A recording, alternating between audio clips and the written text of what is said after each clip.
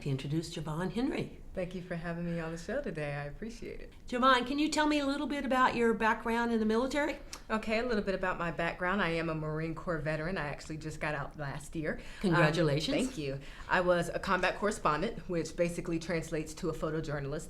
And so I'd go out to different units. I'd interview different Marines and the great things that they were doing within their units. Retirements, promotions. I did several exercises while I was in, and also several humanitarian missions in the Philippines and Thailand, and it was an amazing experience. Best job in the Marine Corps. There you go. I absolutely agree with you. And really, I want to tell the story of how we met, because we are members of the VHVtv, and one day I was on their Facebook page, and I actually saw your posting where you do this wonderful TV series. Yes.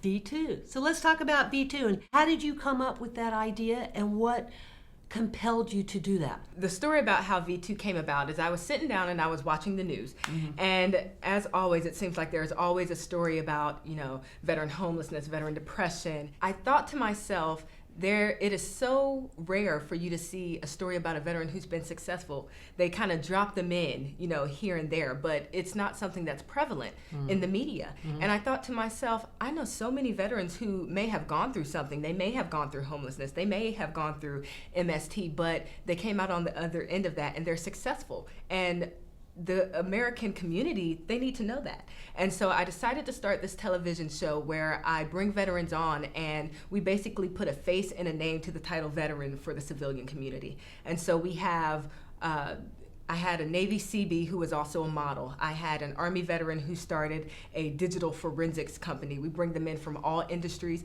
and it's just basically to say to the civilian community, hey, we don't all look alike. We all have different stories. We all have different journeys, and they deserve to be heard. Amen to that. Because the whole idea of, there are many issues facing all veterans, but you can overcome those issues. Absolutely. And you can rise above it. I mean, that's the whole idea, is to tell success stories, so hopefully other people will be inspired. Well, if they did it, I can do it too. How many shows have you done? We've been on the air for about 4 months. We have a YouTube channel, and we try to post once a week. It gets a little difficult with full-time jobs and everyone's volunteering. So we generally post about once a week, and we have about, I want to say about 15, maybe 13 to 15 episodes up right now. Well, that's very good. The reason why I asked you to be a guest, you're the first woman veteran that I have run across that's doing the same thing I'm doing. Yeah, we're a rare commodity. Yes, we are. And so what is your goal with your TV show? Our mission is to show the civilian community that there's a different name and a different face to every veteran. And so I do have several segments on the show that are geared specifically towards veterans. The VA Benefit, where we share, how to navigate through the VA system and things like that. But my main goal, like I said, is to reach that civilian community and to have veterans watch it and say, oh, they did that, I can do that too. And so what I'm working on now is marketing the show, getting us into public access television. But right now, there is a giant niche for speaking exclusively to veterans. There are a multitude of daytime talk shows that may have a special on military veterans. It's a one-time thing that they do, or every Veterans Day they have a veteran that they want to honor, but the veterans are always going to be coming home. Veterans we're a self-running machine. There will always be veterans, and there should be a forum for veterans to come on and talk about their experience. And so I really believe there's a niche there, and I believe there's a niche to be a syndicated talk show. And so that's the end goal.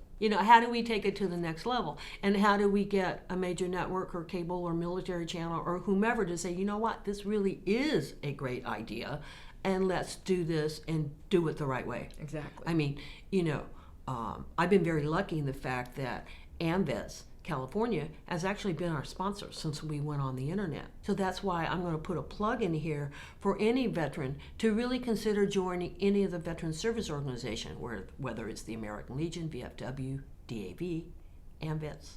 What do you do? What's your occupation now? I am the marketing and conference coordinator for U.S. Veterans Magazine. We're headquartered out of Irvine. We're a national publication, and our main focus is on that transitioning veteran and helping them find educational opportunities, employment opportunities, and starting and certifying their own businesses. How long has that magazine been around?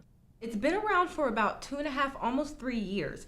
Our president, Mona Lisa Ferris, she's actually the daughter of an Army soldier. And so she went to hear President Obama speak, And when she did, he made a call to action for people who were prevalent in the military community. And he said, use your influence to help these veterans that are coming back get jobs. Do what you can. And she already has 3 other diversity-focused publications. And they are the Black EOE Journal, Hispanic Network Magazine, and Professional Women's Magazine. And so she said, I can make a resource for veterans. Why not? Because we're a minority. We're a tight little niche of people. And so that's how the Veterans Magazine was born. How often do you publish?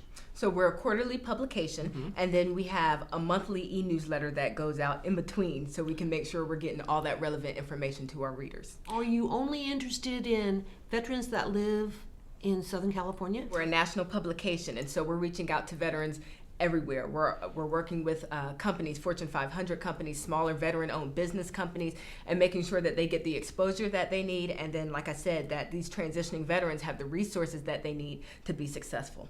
Well, very good, very good.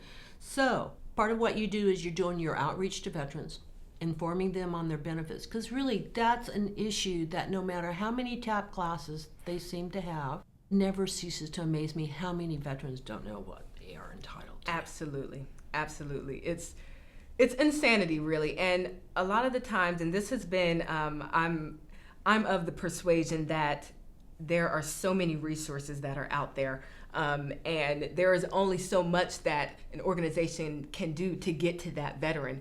I think it's the veteran's responsibility as well to research the different organizations that are out there to help them, because there are so many. When I started this job and I was researching veteran organizations, and I mean, they run the gamut. They have organizations that will, if you're a military veteran, they'll give you a free wedding gown. I got my dream wedding gown for free. Really? And, Yes. and now, see, that's the first time I've heard of that. I knew about Gary Sinise's program. Right. And he's very pro-veteran advocate. He does he is. He's wonderful amazing. stuff. But he just recently started this nonprofit where they give business suits for veterans looking for jobs. Oh, but right, I I heard had about never heard about the wedding gown. So that's great. Now, how did you find out about that? Research. I get on probably once a week, put in veteran organizations, and I'll just scroll page after page after page, because I want to be in a position, especially you and I, we're in front of the camera and we're reaching out to the veteran community. They need to know, and we need to be aware of what's out there. So if someone comes to me and says, I'm struggling with PTSD and I don't know what to do, well, what makes you happy? Well, I grew up riding horses. Did you know that there's a program called Horses for Heroes, where you can go and that's part of your therapy, you ride horses? We need to know these things and know that these things are out there and be able to give that information to these veterans who may not know the exact place to look, but they want that help. Education is the key to everything we do as veterans, to educate each other. We're at a Women Veterans Conference here in San Diego this weekend. The whole idea, educate and network. So, any closing comments you'd like to make? It has been a pleasure coming and speaking with you. I was amazed to find that someone else was doing a show, and I think that we have a lot of similarities. Yes, we do. Our message is skewed, a little bit towards different audiences, but it's powerful, and it's really great to see someone else that's reaching out and that's doing what they can and taking this forum and this stand to try to inform veterans about the services that are available for them. And I will see you on Prime Time. Yes, ma'am, you will. Thank you. My pleasure.